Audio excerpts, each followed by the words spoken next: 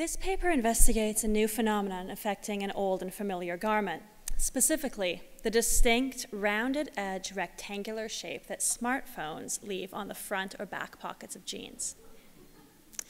The five-pocket denim jean is one of, if not the most tenacious designs in our sartorial landscape.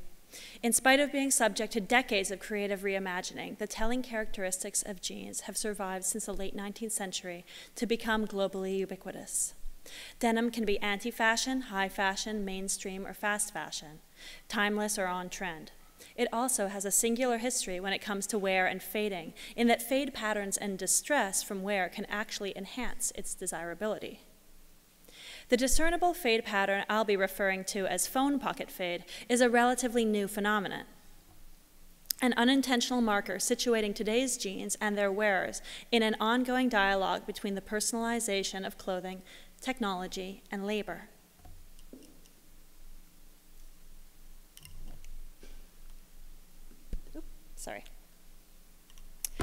The origin story of denim jeans is a familiar one. In 1873, a tailor named Jacob Davis partnered with a San Francisco merchant named Levi Strauss to patent a durable denim work pant with characteristic riveted pockets.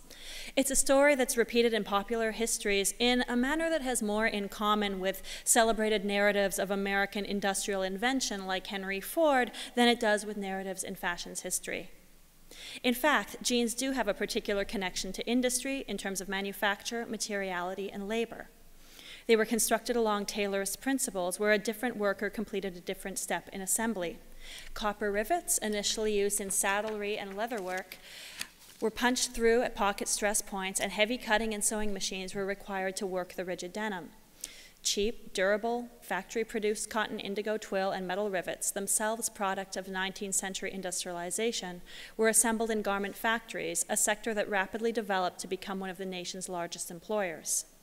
In effect, jeans were a product of industrial manufacture made to be worn by industrial laborers.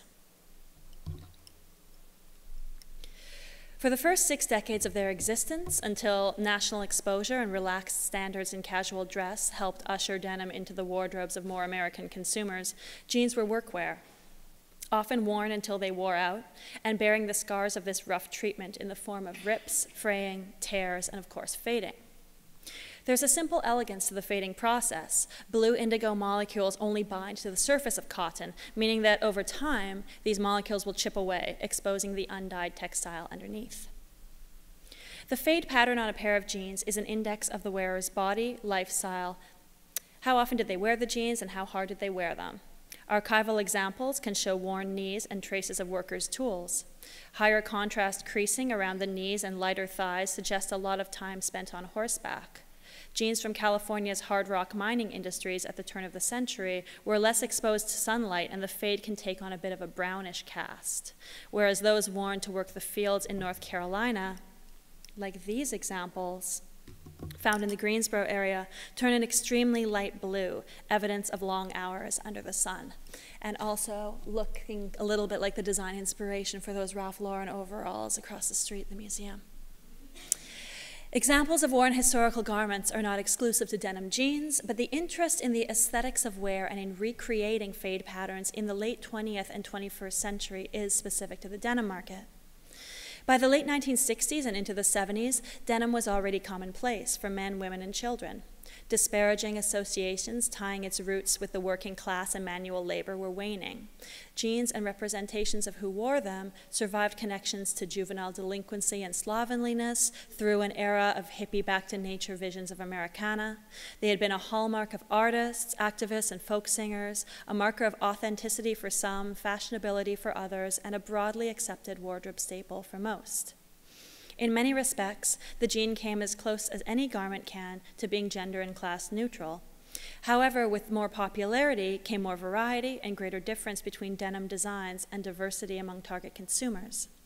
By the late 20th century, the humble blue jean was available in a variety of cuts, colors, and fits, and ranged dramatically in price point. Designer jeans were made in Europe by names like Fiorucci, and on the West Coast, Fred Segal launched the first denim bar in 1968, where customers sought personal style and sex appeal. Textile manufacture was changing as well. Wider, high-speed looms were able to deliver multiple weights, add stretch, and most significantly, deliver a smooth, even denim that would take dyes in a uniform fashion without the coarseness and inconsistencies of past fabrication techniques. While denim reached mass market appeal and fashionable cachet, some consumers and designers began to feel nostalgic for the look and feel of older jeans and the way they wore and faded with age. In the 1960s, design entrepreneurs such as Marité and François Gilbeau began pre-washing and hand-distressing new, imported American jeans that they sold in their Paris flea market shop. The worn look complemented the Old West aesthetic of their vintage wares and provided potential shoppers with a shortcut to a relaxed, lived-in image. There's no single origin story for pre-washing or stonewashing on a large industrial scale. Canada's Great Western Garments, Lee from Kansas, and Edwin from Japan all make claims to have been among the first to pre-wash or stonewash jeans, thus softening the denim and accelerating the aging process before it reaches the consumer. Fading technologies like stonewashing, bleaching, acid washing, and sandblasting have been ubiquitous since the 1980s.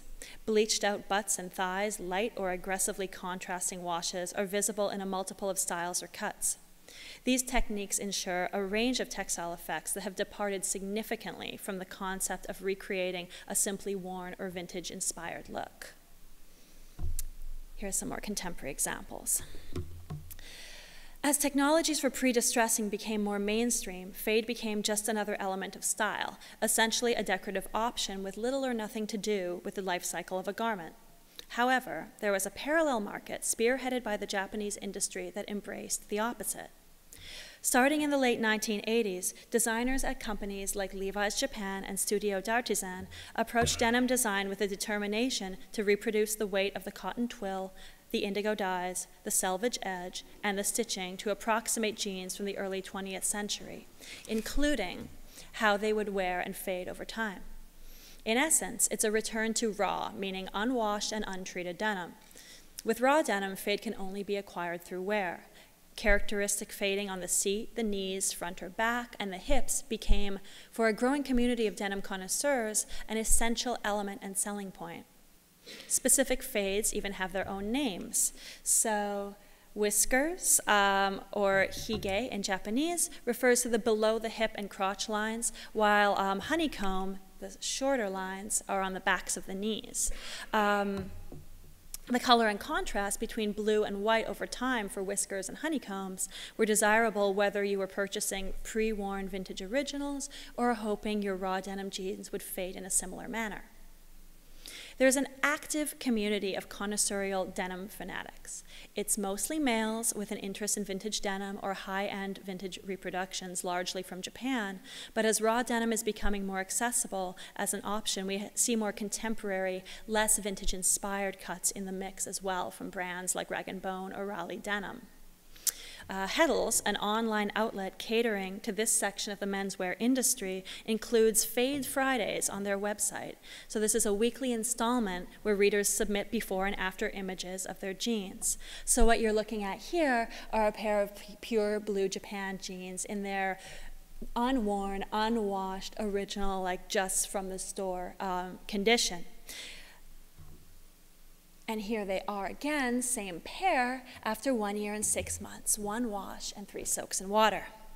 So contributors document the brand, the age, usually the number of washes or soaks. Real denim heads do not regularly wash their jeans. Why would you do that? It helps promote a nice contrast in fading. In addition, Heddles and another raw denim resource called Robin Denim have fade-specific Instagram accounts devoted entirely to wearer submissions that boast over 35,000 followers. So essentially they're following the convention of before and after makeover imagery here, but in this case the after is intended to look a little bit more worse for wear, or a lot more. Some people get inventive with their fading, so that means carrying specific items in their pockets to enhance the fade patterns. An example here is of a tobacco tin or lip balm. That's how it was listed. Judging how often I see this shape compared to people you actually see chewing tobacco, I kind of count this as another level of almost vintage recreation, although it might depend where in the country you are. There are also brass knuckles, patch logos from sports teams, lighters, anything that could ostensibly fit in your pocket. So a faded denim look can be obtained one of three ways: purchasing vintage jeans that are pre-worn and therefore likely already washed or faded, buying new jeans and fading them through wear yourself, or buying pre-distressed, stone-washed, acid-washed, or otherwise treated denim that have a faded look when new. Fade can therefore either be personal or collective. It exists as evidence of one's own wear pattern and physical habits, or conversely, whatever feels fresh for a given season.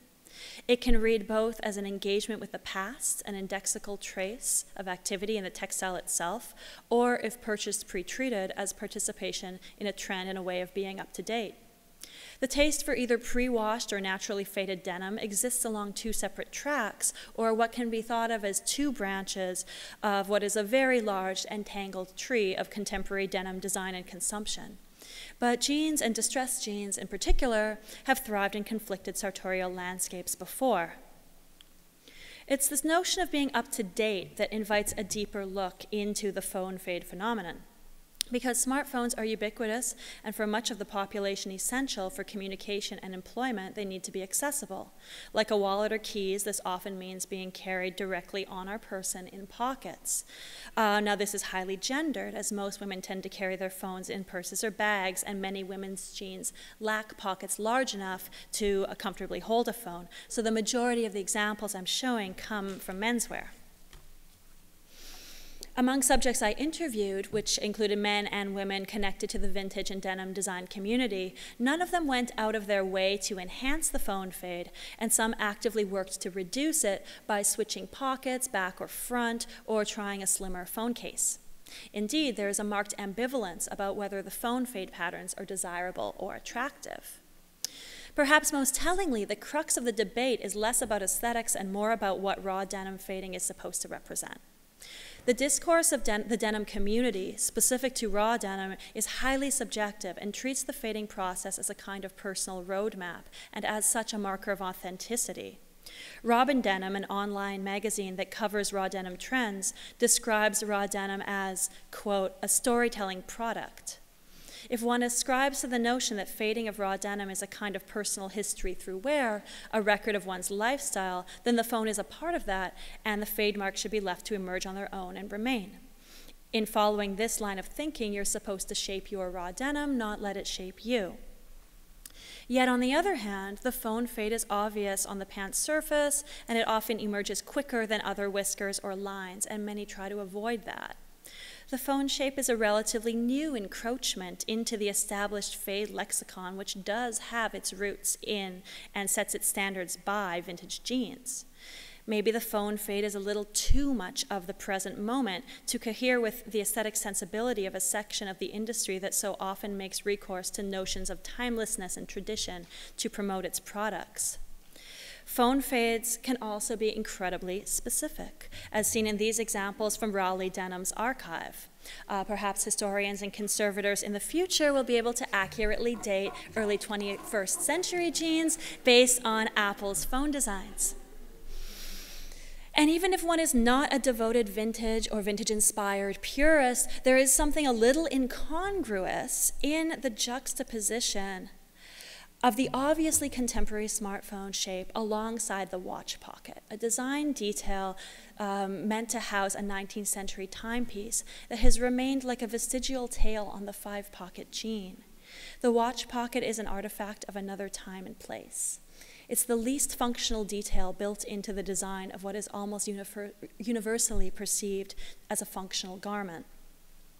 In the late 19th century, the era when blue jeans were invented, time was being understood and managed in new ways. Growing capitalist markets and the first modern corporations could more quickly turn labor to profit. 19th century thinkers, from Emerson to Marx, described the technological advancements surrounding them as evidence of annihilation of space and time. Industrialization and the mechanized control that it entailed meant that societies were liberated from the speeds and rhythms of nature. The railroad accelerated transportation, the telegraph dematerialized communication through networks of electrical current, effectively collapsing distances between and within nations. Factory production, the kind that ushered in denim twills by the yard and piecework assembly, complete with riveted fastening, subdivided labor into its most efficient components through sequences of repetitive gestures. As the writer Rebecca Solnit describes, capitalism shrinks space and speeds up time. The labor of workers and the material of the world were transformed into the abstraction of profit. Watches, including pocket watches, became more affordable commodities, and individuals were keeping closer track of time. Workers were meant to adapt to man-made schedules to optimize the production of goods. The watch pocket on jeans is a reminder of this historical moment. This type of control is in marked contrast with the romanticization of industrial labor that's often seen in so much of today's denim branding, such as these recent Levi's Vintage Collection lookbook images, where workers are depicted cinematically, somehow outside of the grind of enforced schedules and corporate dictates that the bodies of actual early 20th century workers were subjected to. Today's communication technology and our immediate access to it via portable devices surpasses anything 19th century thinkers could have imagined. Indeed, the annihilation of space as construed in the 1850s has more completely come to fruition and expanded in all dimensions, encompassing information technology and global markets in a system of flexible accumulation. Yet the material evidence offers a parallel between the world that invented blue jeans and our own. The pocket watch and the smartphone, two technologies carried on the body centuries apart, but equally essential for marking time and managing one's place in relation to the world and to the economy. The watch pocket was a deliberate design detail that's no longer useful. The smartphone fade pattern is an unintended consequence of carrying a device that is essential now for most. The connection between fade, wear, and labor hasn't completely vanished. People still work in their jeans, fade them, and tear them like they always have. Patched knees, shredded pockets, and oxidized rivets told of the conditions of industrial or agricultural labor in the last century. Today, the smartphone is indicative of lifestyle and labor, connecting worker to email, office, or job site. The irony here, of course, is that the kind of white-collar work that has many of us dependent on our phones does not inflict anywhere near the stress and strain on our bodies, let alone on our clothing, the way work did for those wearing jeans in the late 19th and early 20th centuries. Fashion today is pluralistic and has not operated in terms of macro trends for some time. As I've briefly shown with denim alone, there is a plethora of options in terms of style, fit, and price point to choose from. However, the phone pocket fade, although it results from natural wear, is effectively an early 21st century trend, albeit an unintentional one, that adds an additional dimension to denim's relationship to work. We can document its presence alongside the development of and access to portable technology, and as such, it is one of the few outwardly visible markers in the sartorial landscape connected specifically to our present cultural moment. Thank you.